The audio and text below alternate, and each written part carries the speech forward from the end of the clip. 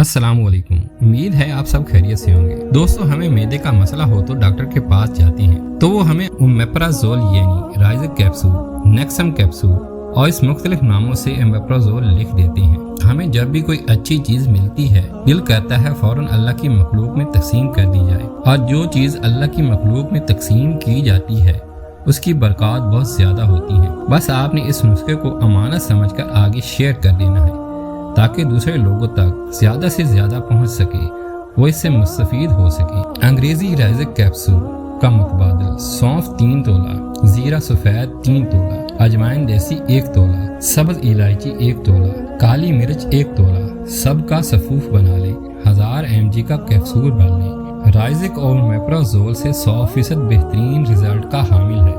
समझदार हकीम इससे बहुत काम ले सकते हैं। अस्सलाम वालेकुम।